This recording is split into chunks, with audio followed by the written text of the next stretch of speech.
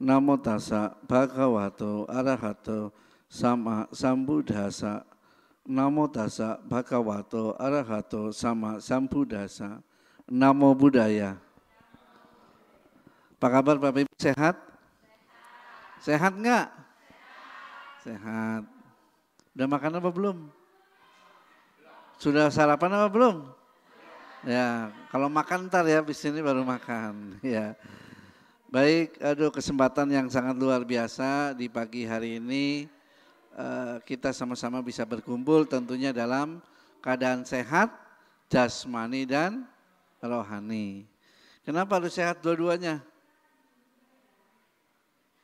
Hah? Kenapa harus sehat dua-duanya? Iya, karena manusia itu terdiri dari dua macam, yaitu batin dan jasmani. Jasmaninya enggak sehat, enak enggak? Enggak enak, mau ke wihara males, mau masak males, mau ngapa-ngapain males kalau jasmaninya sakit. Ditambah apalagi batinnya sakit, lagi kesel, marah, jengkel, dongkol, apalagi jengkol terus. Iya, makin enak enggak suasananya? Enggak enak, biar kata disiapin roti kue tar yang enak banget juga dimakan terasa tidak enak. Padahal makanannya enak, tapi gara-gara batin yang tidak sehat jadi tidak enak. Tetangganya ngomong alus-alus dikira ngebentak. Suaminya manggil pelan-pelan, lu ngomong apa tadi? Begitu. Gara-gara batinnya tidak sehat. Ya. Jadi batin dan jasmani sama-sama perlu makan. Jasmani kita biar sehat diapain biasanya? Makan, ya itu terutamanya makan dah, makan. Makan yang bagaimana? Makanan yang cocok buat jasmani kita. Karena banyak nggak makanan yang nggak cocok sebetulnya tapi kita terus makan. Banyak nggak begitu Bapak Ibu? Benar nggak? Salah satunya dengan Bapak Ibu nih. Setelah sekian hari beraktivitas di luar rumah, bekerja, berdagang, berkeluarga dan lain sebagainya, hari Minggu nyempetin waktu datang ke wihara. Tujuannya ngapain? Ngasih makan batin. Kalau mungkin pada saat Bapak Ibu berusaha di luar, buka toko, usaha, atau mungkin bekerja dari pagi sampai sore, ada banyak sekali tekanan-tekanan kehidupan yang menimpa. Kadang-kadang seringkali membuat Bapak Ibu emosi, kesel, marah, jengkel dan lain sebagainya. Perlu nggak kira-kira kita redain itu semua? Bayangkan Bapak Ibu kalau kita selama hidup dari awal bulan tanggal 1 sampai tanggal September sampai tanggal berapa nih? 31 ya? Iya, sampai 30 September dengan berbagai macam lika-liku kehidupan yang Bapak Ibu alami, tekanan masalah dan lain sebagainya yang Bapak Ibu alami, nggak pernah dicas batinnya. Kira-kira bagaimana? Terus diulang bulan berikutnya begitu, bulan berikutnya begitu. Apa yang terjadi? Lama-lama grogol penuh. Tahu grogol? Iya, Bapak Ibu yang ngomong bukan saya. Iya betul nggak? Kenapa? Karena batin ini sama Bapak Ibu kayak ubahnya kayak laptop Bapak Ibu. Handphone yang Bapak Ibu punya sekarang. Dimasukin terus memori, media, segala macam video, gambar, aplikasi, game, segala macam. Enggak pernah di-refresh. Chatnya, betul ya, chat namanya ya. Iya, CHCE itu kotoran segala macamnya enggak pernah dibuang. Lama-lama ngehang, kalau udah ngehang nyalain siapa? Ini grup WA kebanyakan begitu, betul enggak? Padahal enggak ada hubungannya, mau 1000 grup juga enggak masalah. Yang menjadi masalah itu file-file yang gak berguna itu. Sama juga dengan kita Bapak Ibu. Hidup kita gak mungkin bebas dari masalah. Masalah apapun, sebanyak apapun gak masalah sebetulnya. Yang penting kita harus bisa menyaringnya, menyelesaikannya. Ya, ini. Dan saat ini kita akan menyampaikan bahwasannya araya Dhamma 6. Yaitu 6 macam keadaan bersih terbebas dari noda. Noda apa itu? Noda apa itu? Noda baju, noda jasmani.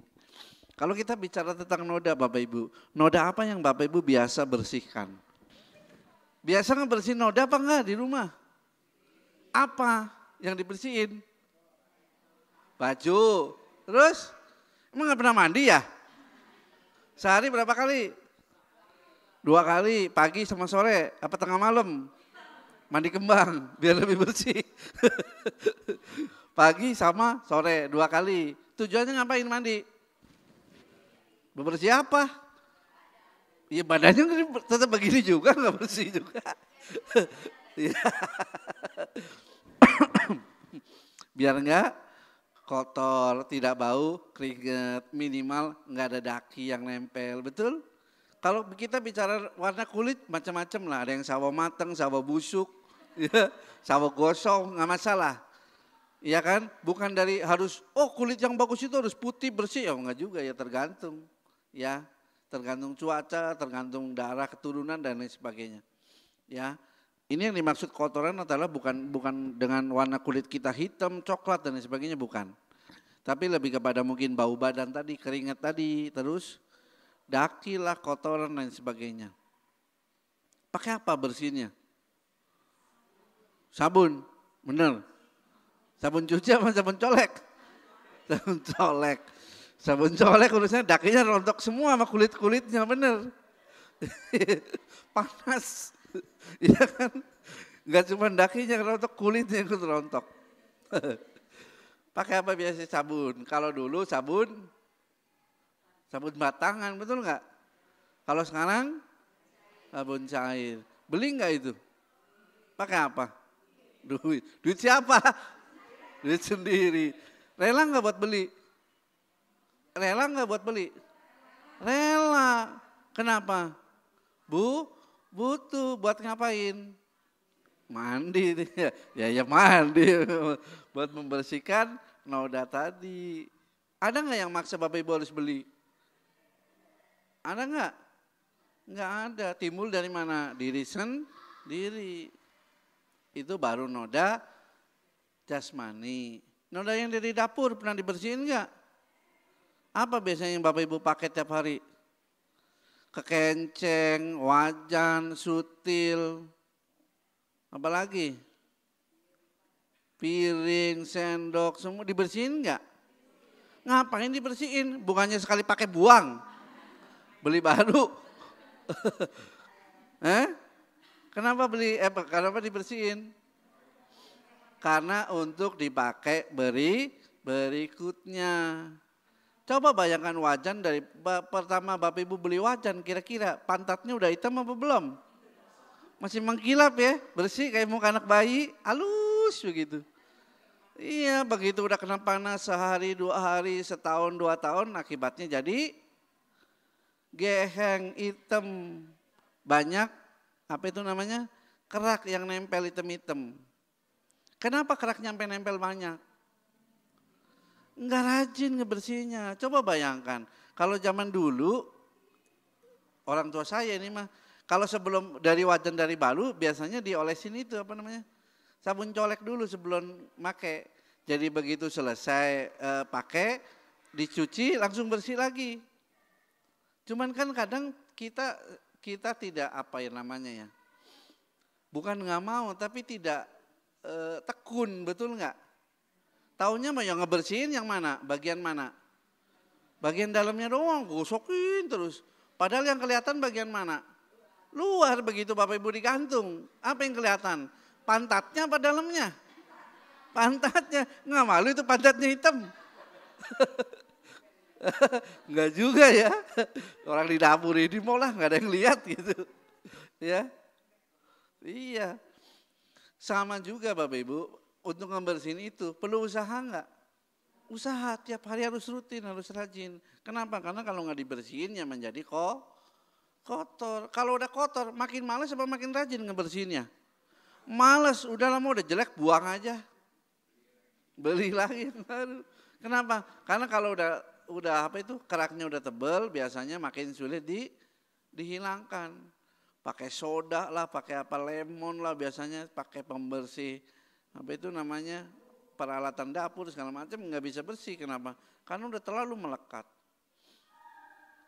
Ya, perlu usaha nggak untuk ngebersihinnya? Perlu. Yang tidak kalah penting adalah batin Bapak Ibu. Seperti tadi di awal saya sampaikan, tiap hari kita bergumul dengan berbagai macam aktivitas kehidupan yang pastinya menyenangkan terus atau seringkali tidak menyenangkan. Silih berganti, tapi banyakan mana biasanya kita nganggapnya? Banyakan yang enak apa yang nggak enak, Mak? Yang nggak enak, padahal mah enak terus hidupnya gitu ya. Bangun tidur tinggal makan gitu. Tapi kita ngebayanginnya mah nggak enak terus. Ya kan? Kita nggak pernah membersihkan noda batin itu. Kira-kira yang terjadi apa? Terjadi penumpukan. Kalau udah numpuk, beban batinnya besar, stresnya meningkat, beban hidupnya meningkat. Kira-kira gimana? Makin sehat atau makin sakit? Makin sakit. Maka dari itu Bapak Ibu, dalam hal membersihkan noda atau terbebas dari noda ini perlu dilakukan secara rutin, continue, terus menerus, bukan hanya sesekali datang ke wihara kalau pas lagi katina doang. Katina berapa tahun sekali? Setahun sekali. Kalau ingat datang, kalau enggak ingat lewat katina berikutnya. Kalau masih hidup, kalau udah jitbok, bisa datang katina lagi enggak? Enggak bisa. Mungkin yang lain katina pada masuk ke dalam wihara, dia nungguin aja depan pagar. Ini kapan Romo Heri ngundang saya?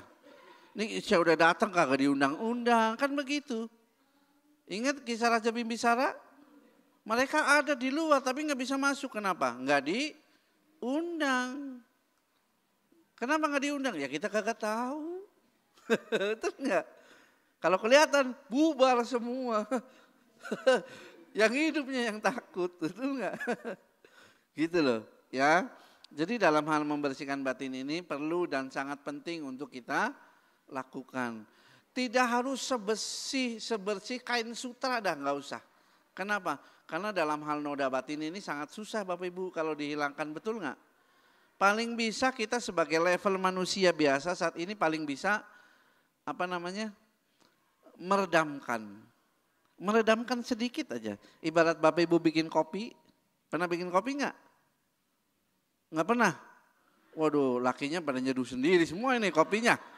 Waduh, nggak pernah bikinin kopi suaminya ya? Pernah bikin kopi? Kalau Bapak Ibu bikin kopi biasa masukin apanya dulu? Kopinya dulu, nggak mungkin airnya dulu ya. Berantakan kalau airnya dulu. Kopinya lah dulu. Kalau yang suka pakai gula ya masukin gula sedikit. Setelah itu apa yang dilakukan? Campur air. Setelah campur air didiemin aja? Enggak, diaduk. Begitu diaduk apa yang terjadi? Biji kopinya segala macam yang kecil mau yang gede nyampur di dalam satu gelas. Betul nggak?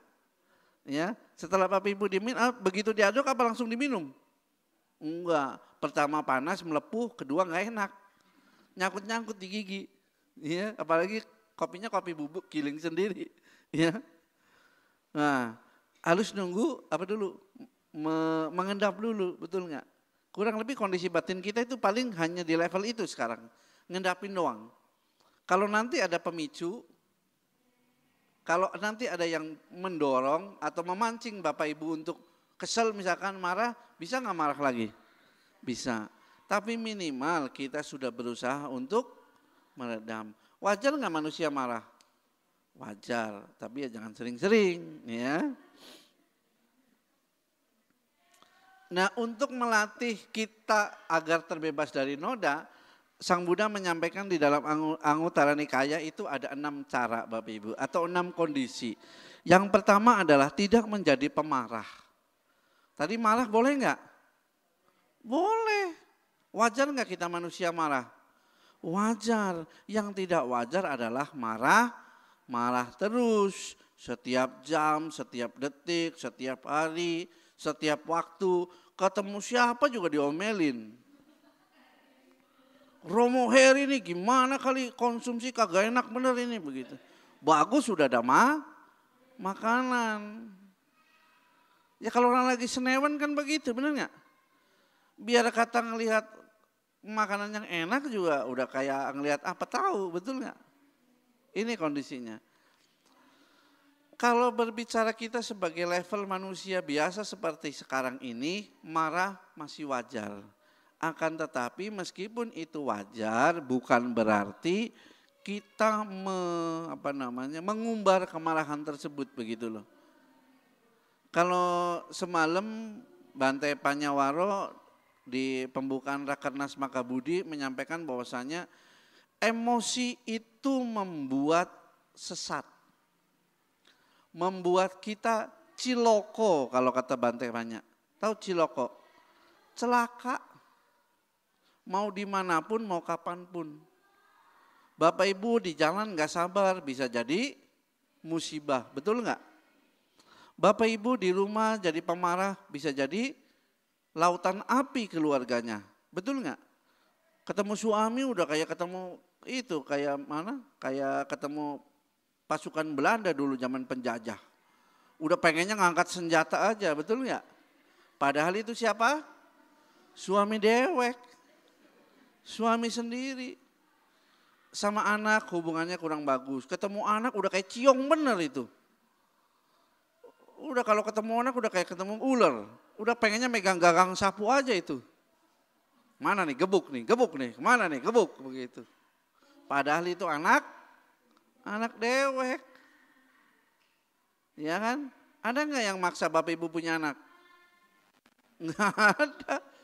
Justru pada saat Bapak Ibu punya anak seneng nggak? Bahagia, wow masih bayi ditimang-timang, aduh unyu-unyu bener ini bocah. Aduh si meweh ini, aduh si ayah ini cakep jasa, ini putih. Ya, begitu gedenya, aduh bagus juga ya, jangan amit-amit. Namanya manusia kan ada siklus perubahan begitu, betul nggak? Maka dari itu dari kecil kita perlu menjalin hubungan yang baik dengan anak kita, meskipun itu anak sendiri. Ya, ini menjadi tidak pemarah. Kata aktifnya adalah sabar. Kalau biasa Bapak Ibu ketemu masalah ngapain? Sabar. Ngelus dadanya kepanjang, sabar. Jangan sebatas sini doang. Ini pendek, nyampe ke sini doang, sampai ke dada doang. Sabar.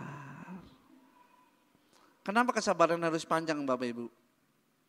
Karena pada sejatinya kesabaran itu tidak ada batasnya. Ya, nggak ada batasnya. Mau apapun juga nggak ada batasnya. Mau alasan apapun, saya udah nggak tahan mau. Ya berarti kalau kita masih bisa marah, berarti kita belum sabar. Ya, ini sabar. Sabar artinya tidak akan menahan diri dari hal-hal yang hendak dilakukan dan dari emosi dan bertahan serta tidak mengeluh pada saat sulit atau sedang mengalami tekanan. Tekanan apa Bapak Ibu? Segala macam, tekanan urusan keluarga, tekanan ekonomi, tekanan tetangga. Punya tetangga nggak di rumah? Banyak, apa yang ada 3 jutaan, kagak punya tetangga. Punya nggak tetangga? Punya. Mungkin nggak terjadi masalah dengan tetangga? Mungkin. Ada nggak punya saudara di rumah? Bapak Ibu punya saudara nggak? Punya, banyak. Punya masalah nggak sama saudara? Banyak. Besok Imlek ketemu, maaf-maafan, salaman, cium tangan, nyojah begitu. Kalau dia lebih tua, kalau dia lebih muda ya sama-sama kita harus hormati juga. Ya. Kenapa kita harus minta maaf? Ada baiknya nggak kita marah? Nggak ada. Secara teoritis kita sudah udah ngerti padahal. Tapi secara praktek kita sudah belum.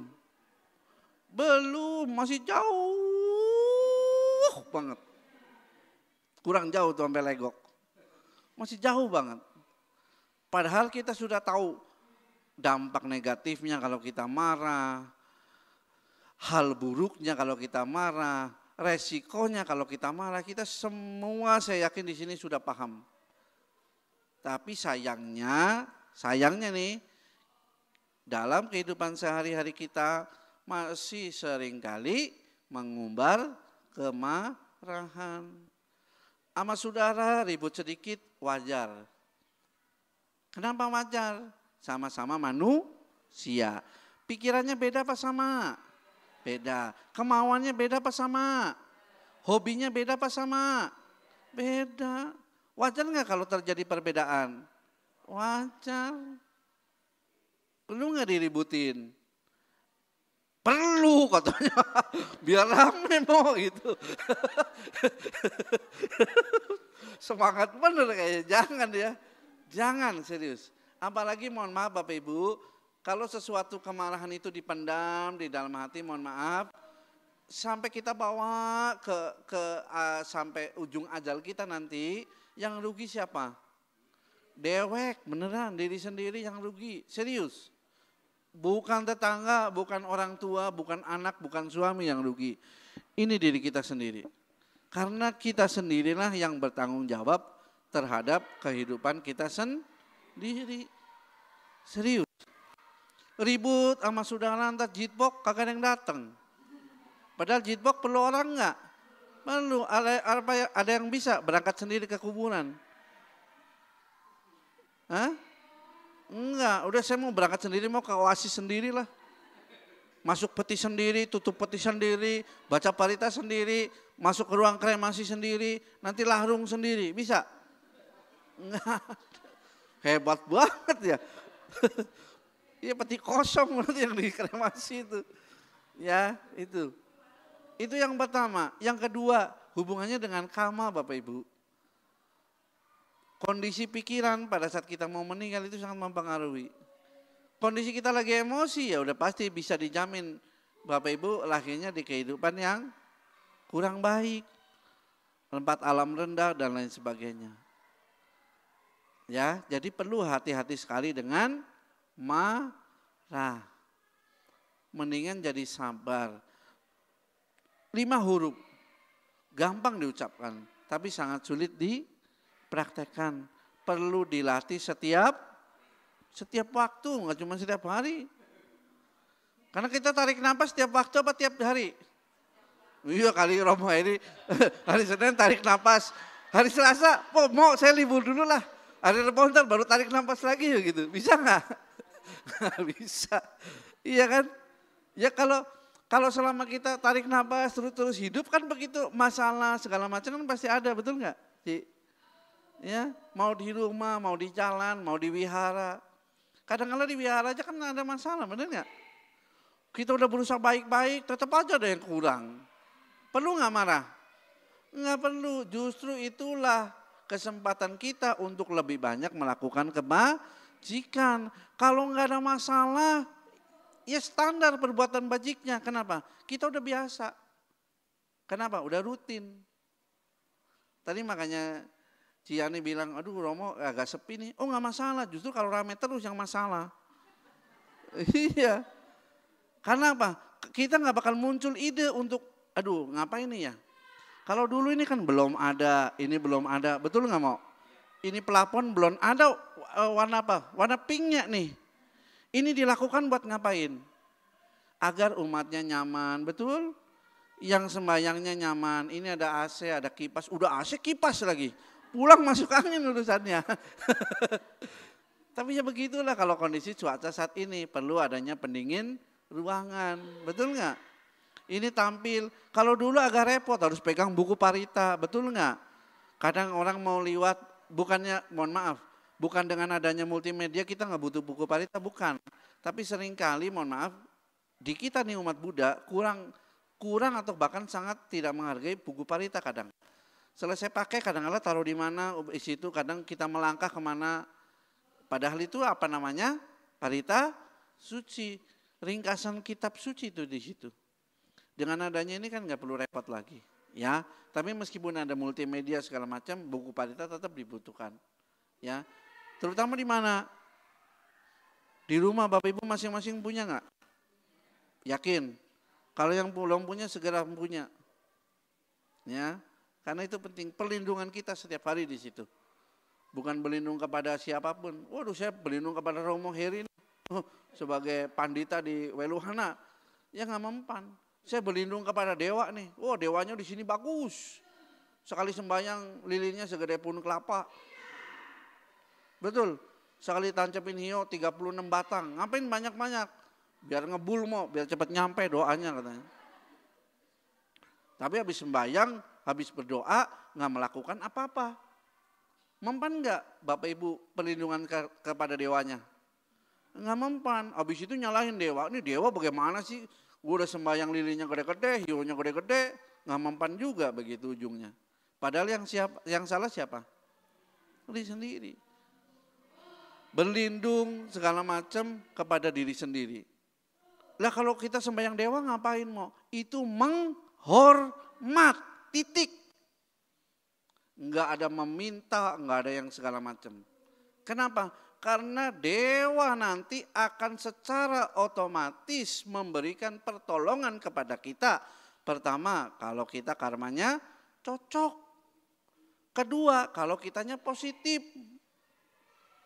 Mohon maaf kalau ditanya, dewa dari alam rendah atau alam tinggi? Alam tinggi. Untuk lahir jadi dewa susah apa gampang? Syaratnya apa? Perbuatan baik, begitu. Jadi mohon maaf Bapak Ibu, di tradisi Theravada ada yang seringkali salah pikiran. Waduh, tradisi Theravada mah nggak boleh sembahyang dewa. Kata siapa? Boleh. Hotek cengsin, tikong, segala macam. Silakan Bapak Ibu. Yang tidak dianjurkan adalah ngapain? Oh dewa, aku minta ini dewa. Kalau dikabulin, kalau enggak, yang disalahin siapa? Dewanya lagi. Tapi kalau kita datang kepada dewa untuk memberikan penghormatan, pada saat kita punya masalah dibantu atau nggak dibantu, ngeluh nggak kita? Enggak. Begitu maksudnya. Ya. Menghormat yang dilakukan, bukan meminta. Karena secara otomatis Bapak Ibu diminta, diharap, ataupun tidak dipikirkan pun, kalau kita melakukan kebaikan secara otomatis kebaikan akan datang sendiri kepada kita. Itu yang perlu ingat. Jadi perlu yang namanya sabar. Tidak menjadi pemarah. Kapan? Kapan gak jadi pemarah? Kapanpun. Di mana? Dimanapun. Kepada siapa? Kepada siapapun. Karena Bapak Ibu mohon maaf. Dalam keseharian kita bisa gak kita milih mau nemuin siapa? Enggak bisa. Bapak Ibu nih Ciani dari rumah datang ke sini ke wihara. Bisa gak milih? Saya gak mau ketemu siapapun mau di jalan. Bisa gak? Enggak bisa. Pasti ada ketemu mungkin orang bawa motor sembarangan. Udah ngesen kanan dia belok ke kiri. Betul enggak? Iya. Mama yang ketawa kayak gini. Biasa begitu kayak gini. Ya. Pasti akan ada hal berbagai macam hal yang kita temui. Bisa nggak kita tentukan? Tidak bisa. Apa yang bisa kita lakukan? Menerima, menjalani. Kalau kita nggak terima, nggak mau jalani, aduh saya males mau lah ketemu siapapun. Akhirnya Ciani ngapain? Di rumah baik. Berbuat bajik nggak? Enggak. Itu yang dimaksud. Ya. Jadi apapun kondisinya kepada siapapun itu harus sabar. Panjangin, jangan sampai sini doang. Ya, kadang sering terjadi Bapak Ibu, yang namanya ketidaknyamanan segala macam pasti akan kita temui dimanapun berada. Termasuk salah satunya dengan pasangan kita di rumah. Betul nggak? Yang tadi diceritakan, aduh suami saya kalau tidur ngorok, ada nggak yang ngorok di rumah? Udah kenceng, udah kayak B2 mau dicekek. Termasuk saya sendiri juga ngorok kalau tidur. Ya, tapi itulah keseruannya. Coba kalau dia nggak ngorok di rumah, dicariin nggak? Nih cariin, mana ini suami saya? Kok kagak ada suaranya begitu? Toto dia lagi main ke tempat tetangga gitu ya. Ya, jadi hal-hal mohon maaf. Jadi yang nantinya akan menjadi memori kenangan baik itu Bapak Ibu, yang perlu diingat adalah tidak semua hal yang Bapak Ibu atau kita semua anggap baik sebetulnya. Atau yang kita semua anggap nyaman sebetulnya. Ada sesuatu yang hal mungkin Bapak Ibu rasakan pada saat merasakan itu tidak nyaman, kesel, jengkel, tapi nanti suatu saat itulah yang akan Bapak Ibu cari begitu loh. Jadi makanya saya bilang tadi disampaikan di depan bahwasannya apapun kondisinya harus terima dan menjalani. Yang kedua adalah apa ini? Tidak menanam kemarahan. Kalau di awal tadi saya sampaikan masih marah bolehlah, wajarlah, tapi jangan sering-sering. Yang tidak boleh adalah nanam Bapak Ibu. Kenapa? Kalau kita sampai menanam kemarahan timbulnya jadi apa mau? Dendam. Kebencian yang sangat mendalam. Ada enggak Bapak Ibu pernah ketemu kasus sama-sama saudara padahal bapaknya sama, ibunya sama, satu kandungan lagi. Sampai ngananya sampai seumur hidupnya ada. Banyak di luar sana, di sini tidak ada. Damai semua di sini.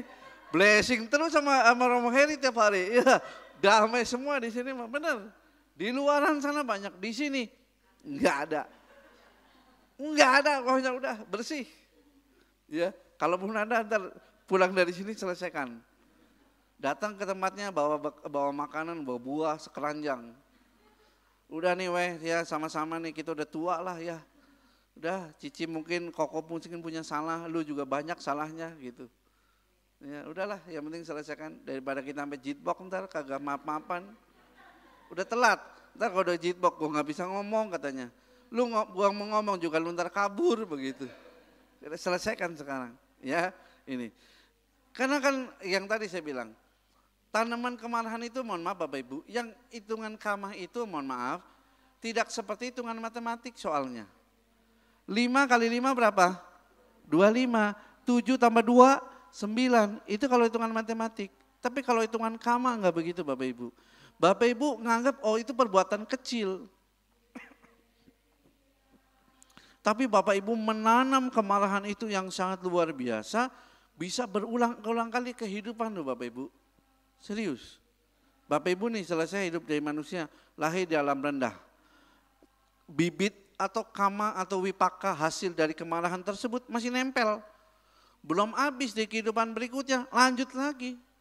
Enggak selesai, lanjut maning. Capek enggak kira-kira kalau begitu? Capek. Mumpung sekarang ini kita kenal Dhamma, kenal Romo Heri nih, kenal Weluana, selesaikan. Karena kalau kita bicara mengenai manusia, dimanapun kita dilahirkan, dimanapun tempat tinggal kita, pasti akan ada masalah enggak? Pasti, ya. Jadi kalau Bapak Ibu udah terlanjur marah, ya sudahlah. Marah ya udah wis selesai saat itu titik udah. Ya. Makanya kalau di rumah lagi ribut sama suami ya udah ribut, selesaikan ribut. Tapi nggak usah pakai golok-golokan juga ya. Ribut mulut ya udah wajar lah ribut mulut. Tapi selesai itu ya udahlah, ayolah Pa, Pi, Ma, kita udah pada tua lah. Ngapain lagi ribut-ributan? Ya. Udah tugas kita menyelesaikan lah. Nungguin anak udah pada gede, nungguin cucu sekarang, bener gak? Biasa tugas orang tua kan begitu, begiliran, tenang, gak usah nyesel. Nyesel gua punya anak sekarang nungguin cucunya juga. Jangan, ntar yang punya anak sekarang juga sama, bakalan begitu juga tuanya, bener gak? Kenapa? Karena siklus kehidupan tuh muter, gak mungkin berhenti. Anak Bapak Ibu sekarang muda, terus Bapak Ibu makin tua, bisa gak begitu? Enggak, sama-sama jalan kan. Kita yang makin tua, anak kita juga makin tua. Mungkin anak Bapak Ibu malah udah ada yang ubanan. Tenang, ada temennya, bukan Bapak Ibu doang yang ubanan. Anak Bapak Ibu juga ada ubanan. Ya, jadi itu yang perlu diingat. Kapanpun, dimanapun udah stop lah. Selesaikan. Ada kalanya, mohon maaf Bapak Ibu, pada saat kita meminta maaf bukan berarti kita merendahkan diri. Tapi itulah praktek kesabaran dan kerendahan hati yang sesungguhnya. Ya. Susah sih memang. Kenapa? Karena ego kita masih sangat tebal. tebal banget. Ibarat tadi di depan dicontohkan, mohon maaf, kotoran kuali di pantat wajan itu. Udah bertahun-tahun, keraknya itu udah nempel, udah hitam segala macam. Perlu usaha lebih nggak kita untuk ngurangin itu semua? Usahanya harus lebih. Lebih semangat datang ke wihara. Tadi Ciani nyampaikan harus meditasi. Perlu. Ini baru meditasi tadi berapa menit mau? 5 menit. Ini kapan Romo Heri selesai sabesata? Ini gajah udah pada lewat semua di kaki, ya kan? Pinggang udah minta ngurut katanya. Baru 5 menit. Ya. Meditasi, duduk tenang, diem itu sangat penting Bapak Ibu. Karena di luaran apalagi kalau benar sih sebetulnya meditasi itu nggak harus duduk diem benar. Tapi kalau kita nggak duduk diem, mohon maaf, kita sudah duduk diem nih, matanya merem, masih berkelana nggak ini nih yang di sini? Masih, aduh mikirin nih utang besok belum bayar bagaimana, beras habis, motor di starter udah bunyinya dit dit dit, ya pintu rumah buka udah bunyinya dit dit dit dit. Ya apa itu, token listrik udah berisik aja minta makan begitu. Padahal posisi kita lagi duduk di mana? Di Weluwana. Ngapain? Meditasi. Apalagi kita melek. Oh lebih susah lagi, kenapa? Mata kita ini sumber dari segala sumber masuknya objek. Objek apa? Objek yang kita lihat. Kita ngeliat tetangga, ya beli mobil baru lagi. Jangan-jangan Gunung Kawi nih, begitu. Padahal memang usahanya lagi maju. Boleh nggak beli mobil? Boleh, duit-duit sendiri. Kan itu udah ada punya mobil, mau ya mungkin itu buat anaknya. Itu udah ada, ya mungkin buat orang tuanya. Ya mungkin nanti istrinya dikasih mobil sendiri. Kan begitu. Ya, ini yang perlu. Jadi jangan sampai kita menanam kemarahan. Amaki dalam bahasa Pali yang artinya adalah tidak memandang rendah. Kalau A-nya dibuang jadi apa? Maki. Oh, maki-maki mulu nih. Ini A, maki, tidak memandang rendah. Kepada siapa Bapak Ibu? Kepada siapapun. Mohon maaf, dalam hal kita manusia saat ini kita dilahirkan dari berbagai macam kondisi. Wajar nggak kita berbeda postur tubuh dengan orang lain? Wajar. Wajar nggak kita berbeda secara kemampuan ekonomi dengan orang lain? Wajar. Ya, justru dengan adanya perbedaan tersebut semakin indah. Coba bayangkan kalau semuanya di Weluwana ini yang laki-laki ganteng semua kayak Romo Heri. Kelihatan nggak yang jelek? Hah? Kelihatan nggak yang jelek? Nggak kelihatan, kenapa orang ganteng semua? Betul nggak? Justru Romo Heri kelihatan ganteng karena ada yang jelek. Kita kelihatan muda karena ada yang lebih tua. Betul nggak? Kita kelihatan lebih kurus karena ada yang lebih gemuk. Jadi mohon maaf kalau ada umat yang datang, aduh sekarang subur bener ya. Banyak nih samcannya begitu. Kesel nggak dia? Waduh besok gue nggak mau ke wihara lagi lah. Aduh sekarang langsing ya, udah kayak lidi begitu. Itu kan mohon maaf, itu kan bahasa-bahasa yang mungkin kita anggap bercanda, sapaan biasa, betul nggak? Benar nggak? Untuk, aduh kan saya mau menjalin keakraban mau, tapi ingat belum tentu yang kita ajak ngomong itu bisa terima, gitu loh. Ya apapun kondisinya udah biarin lah. Ya, ada yang kita kelihatan lebih mampu karena ada yang lebih susah. Jadi kondisi itu kalau di dalam dhamma itu namanya ada ataloka dhamma. Ada 8 kondisi dunia.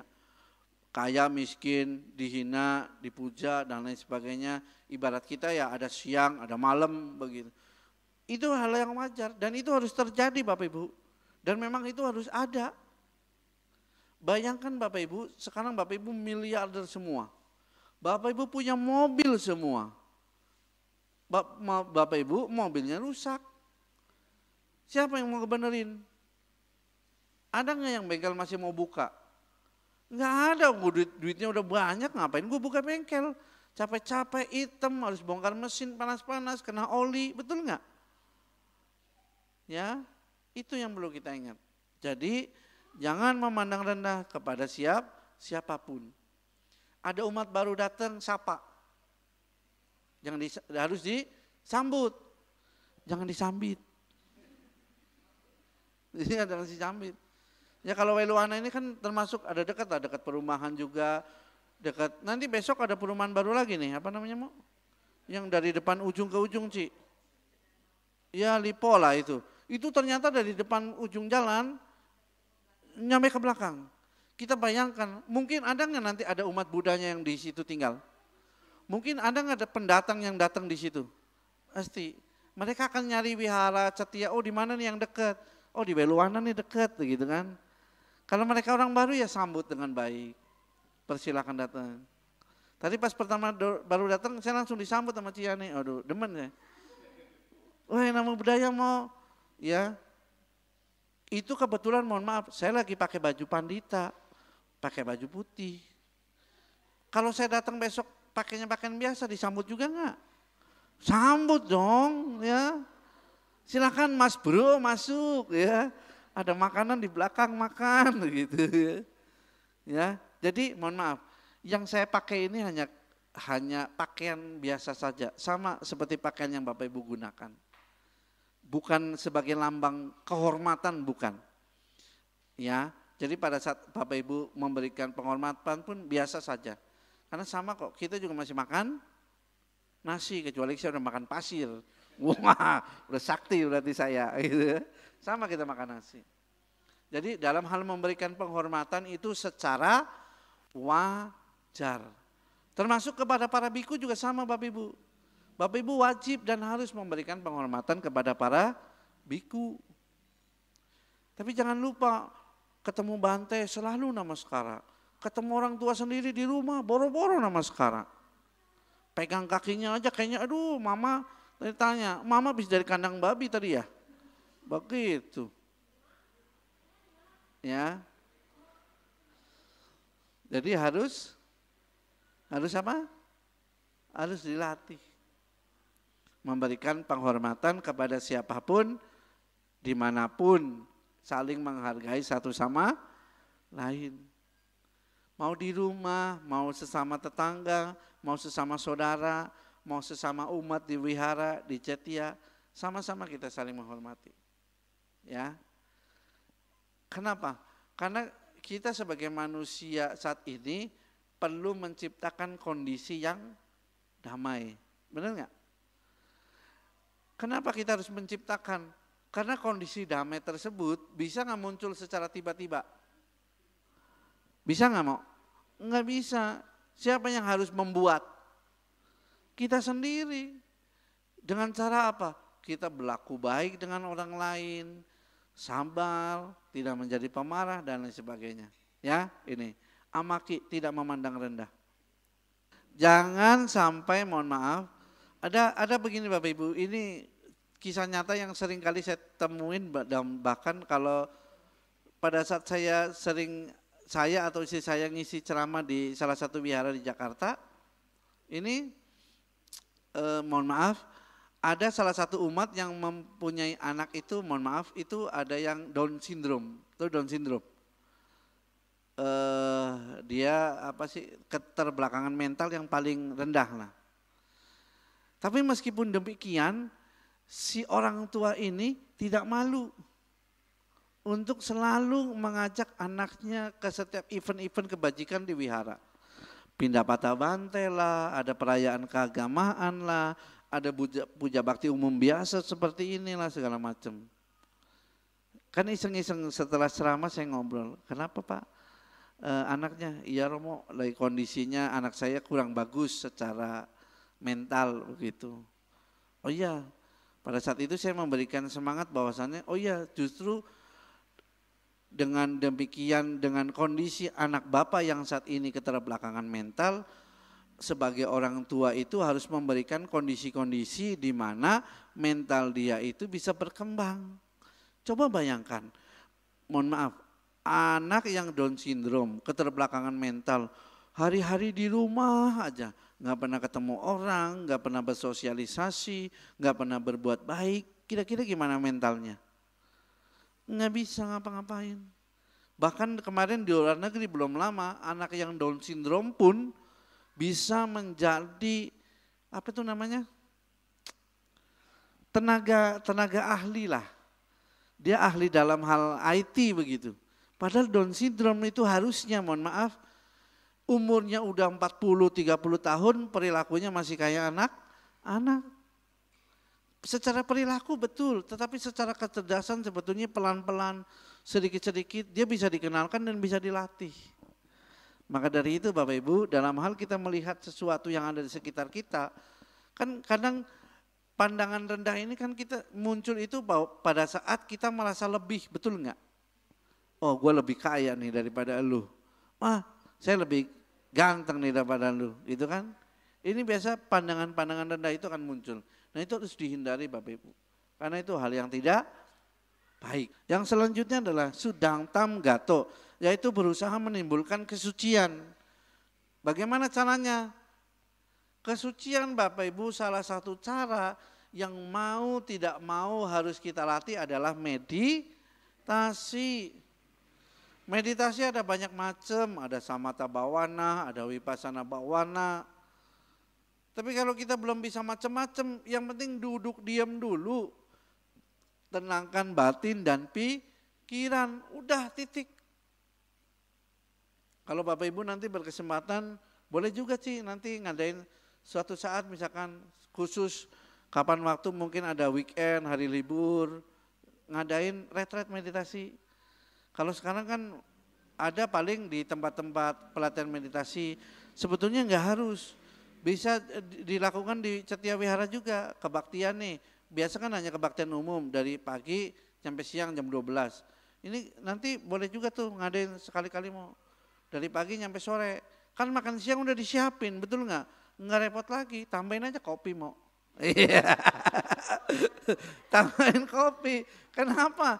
Karena ntar selesai jam 1 mau dihantam lagi meditasi. Dan biasanya nanti Bapak Ibu kalau ada guru pembimbing itu meditasinya kita akan lebih apa sih namanya ya? Lebih terarah lah. Kenapa? Karena dari yang kalau biasa dari ada guru pembimbing meditasi itu diarahkan. Memang awal-awal sulit. Kalau dulu saya pernah ngikuti Bakom itu 7 hari, Bapak Ibu di Bakom itu di Bogor. Ya. Bangun jam 4 pagi, meditasi. Jam 6 selesai, mandi, makan, jam 7 sampai jam 8 makan. Selesai makan, meditasi lagi, bayangkan. Cuacanya cuaca Bogor, dingin. Perut kenyang mau. Iya, waduh. Mohon maaf, sampai ada yang meditasi nih, jidat sampai ke lantai nggak nyadar. Begitu sadar udah sejam kemudian. Ayo gantian sekarang meditasi jalan. Kan begitu gantian, sejam meditasi duduk, sejam meditasi jalan. Aduh enakan meditasi berbaring mau. Coba aja kalau enak. Bukan rebahan ya, mohon maaf. Bukan rebahan begini, bukan berbaring.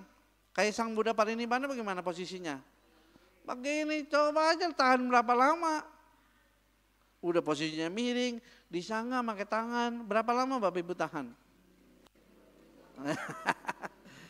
Wah, nggak enak juga berbaring lebih sulit sebetulnya. Kenapa? Karena kan bakal lebih banyak membuat kita malas sebetulnya. Ya kalau latihan meditasi berbaring sekarang tidak seperti harus seperti pada saat posisi Buddha Parinibbana ya nggak masalah. Hanya sekedar miring, nahan pakai tangan begini masih boleh. Cuman itu yang lebih sulit sebetulnya. Karena rasa ngantuk itu lebih cepat datang. Kurang lebih begitu memang kalau latihan meditasi itu nggak mudah, beneran nggak mudah. Serius. Akan banyak sekali, terutama nih dari pikiran sebetulnya yang pertama susah dikendalikan itu pertama pikiran, kedua jasmani. Sering ngerasa pegel lah segala macam. Sebetulnya mohon maaf Bapak Ibu, kayak Romaheri misalkan kayak misalkan udah apa sih namanya? Sakit kakinya tidak bisa duduk di matras, sebenarnya meditasi duduk di kursi boleh. Yang penting jangan nyender. Waduh, nyender enak bener, nyender begitu. Ke tembok urusannya begini ntar. Ya, boleh apa? Boleh begini. Nah, duduk di kursi nggak apa-apa. Yang penting ininya nggak nyender, posisi kakinya ini dua-dua telapak kakinya itu menyentuh lantai. Ini posisi badannya tegap. Begitu aja capek lu Bapak Ibu, coba lu. Waduh enak yang di kursi, coba aja duduk di kursi, jangan nyender, posisinya lurus. Tetap sama nggak enak juga. Kenapa? Karena biasa, mohon maaf tubuh kita itu biasa begini. Padahal buat kesehatan itu kurang bagus. Tapi sayangnya Anda, saya sering melakukan. Kenapa? Nyaman, lebih enak. Padahal itu enggak enak untuk selanjutnya. Enak saat ini, tapi enggak enak untuk selanjutnya. Makanya begini, biasa ya. Jadi boleh tuh, Ciani adain. Iya, boleh. Kalau sekarang udah lama ya, waduh itu mah harusnya tiap bulan sekali harusnya. Kalau enggak kuat, aduh sayang, nggak apa-apa Ci. Pantang semangat nggak apa-apa. Jangan pantang menyerah, nggak masalah. Sehari serius, mohon maaf Bapak Ibu, terutama bagi Bapak Ibu yang mungkin sudah berumur, yang banyak keluhan, itu meditasi sangat membantu loh. Kenapa? Karena menurut penelitian ilmu pengetahuan nih, faktor pikiran, faktor mental 95% itu menentukan kesehatan. Makanan itu hanya 5%.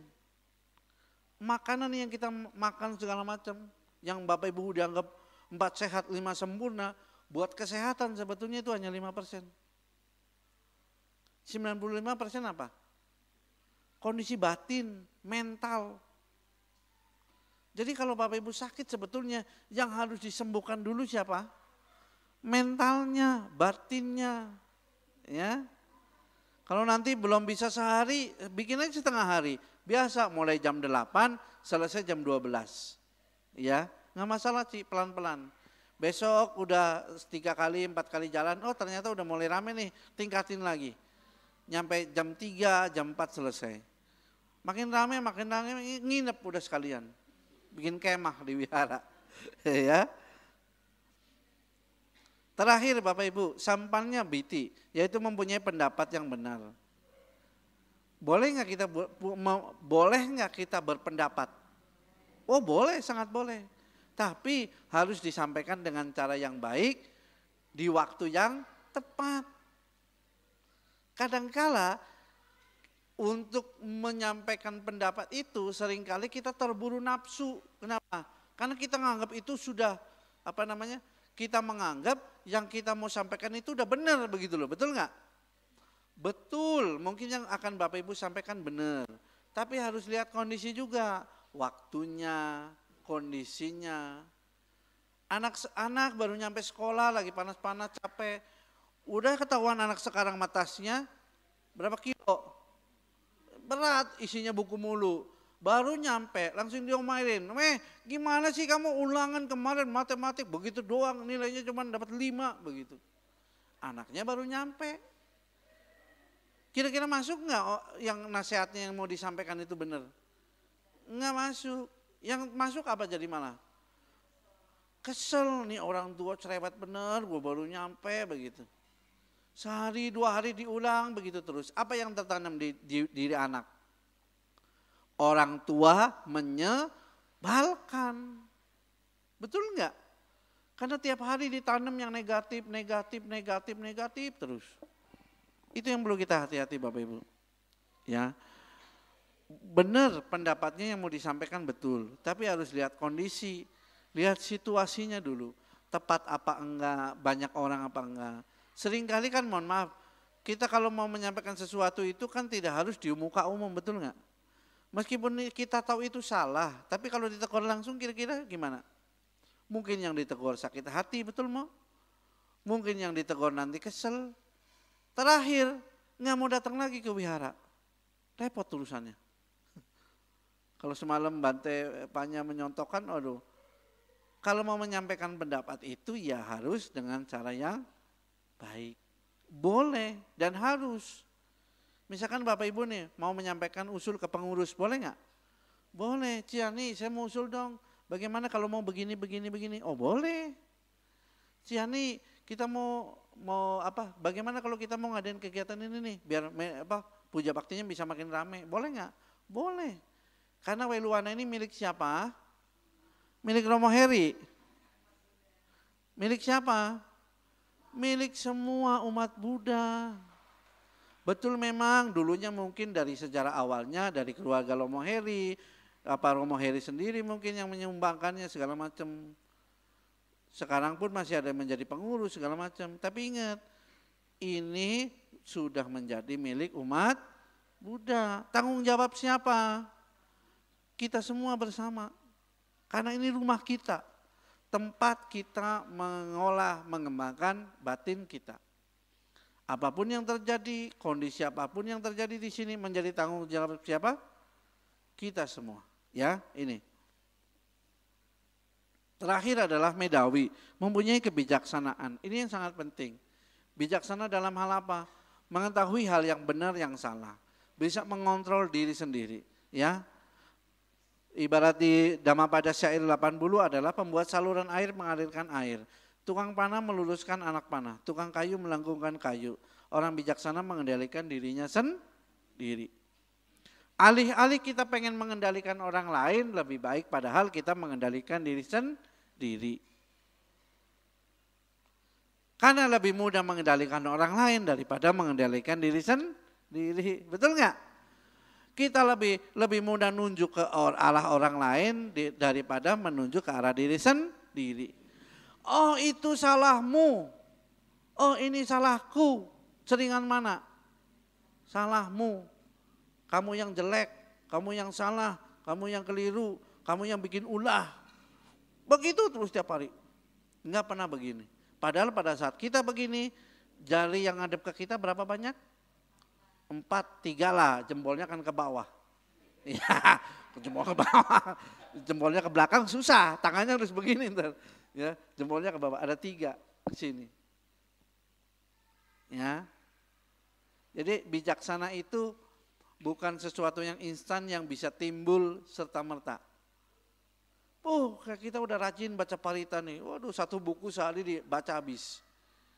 Hanya baca doang tanpa meresapi isinya dengan baik, merenungkan isinya dengan baik, mempraktekkan isinya dengan baik, ya percuma. Kebijaksanaan tersebut tidak akan muncul. Kurang lebih Bapak Ibu, 6 yang saya sampaikan, masih ingat yang pertama? Lupa, bagus. Enggak apa-apa lupa, benar. Justru dengan Bapak Ibu lupa, minggu depan datang lagi. Datang lagi ngapain? Oh ya saya masih pelupa nih, kemarin Dhamma yang barusan aja udah lupa begitu. Apalagi yang minggu kemarin. Iya, tidak menjadi pemarah terus. Tidak menanam kemarahan. Kita buka dah sebelum selesai. Saya bukan Bapak Ibu untuk dihafalkan enggak, tapi minimal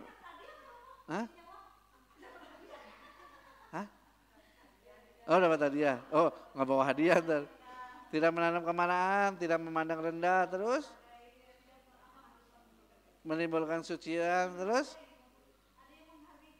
ada mempunyai pendapat yang benar. Terakhir mempunyai kebijaksanaan. Gampangnya disebut? Gampang. Lupa boleh nggak mau? Boleh lupa.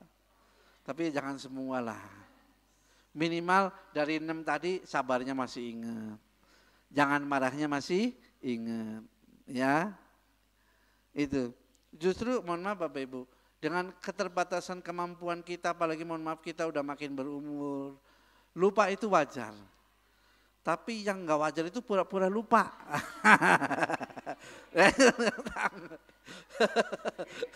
Pura-pura lupa jangan ya. Ntar jadi beneran kita jadi pelupa loh bener. Kita belum tua udah Alzheimer, repot tulisannya. Amit-amit gitu ya. Jangan sampai. Ya. Lupa wajar lah. Yang penting jangan pura-pura lupa. Ya. Jangan lupa ngapain? Minggu depan datang lagi. Kenapa datang lagi, Mo? karena masih pelupa. Sekarang aja barusan lupa. Apalagi yang bulan lalu gitu. Demikian Bapak Ibu yang bisa saya sampaikan. Sebelum kita tutup sama-sama kita sikap anjali untuk menyampaikan pelimpahan jasa kepada semua makhluk. Semoga dengan kebajikan yang telah kita lakukan pada hari ini serta berkat keyakinan kita semua kepada Tiratana, Buddha, Dhamma dan Sangha dapat memberikan kondisi agar senantiasa kita berbahagia, dapat senantiasa melakukan kebajikan kepada siapapun, dimanapun, dan kapanpun. Dapat senantiasa melatih batin dengan baik, melatih kesabaran, tidak menjadi pemarah, kapanpun, dimanapun, dan kepada siapapun. Semoga dengan seringnya kita melatih kesadaran kita menjadi baik, kehidupan kita, keharmonisan kita, kesejahteraan kita dalam kehidupan sehari-hari senantiasa dapat meningkat. Dan semoga kebajikan ini dapat kita limpahkan kepada semua makhluk, para leluhur, orang tua, sanak saudara kita yang sudah meninggal. Semoga senantiasa mereka semua berbahagia. Dan semoga semua makhluk yang ada di lingkungan Dhammasala ini maupun di luar lingkungan Dhammasala ini, semoga mereka semuanya turut bersuka cita dan ikut merasakan kebahagiaan yang kita rasakan pada hari ini karena telah melakukan kebajikan. Sabe sata bawantu sukitata, semoga semua makhluk berbahagia.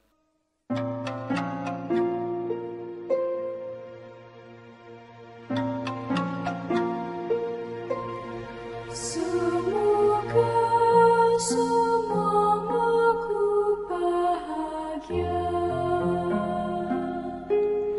Semoga semua makhluk bahagia.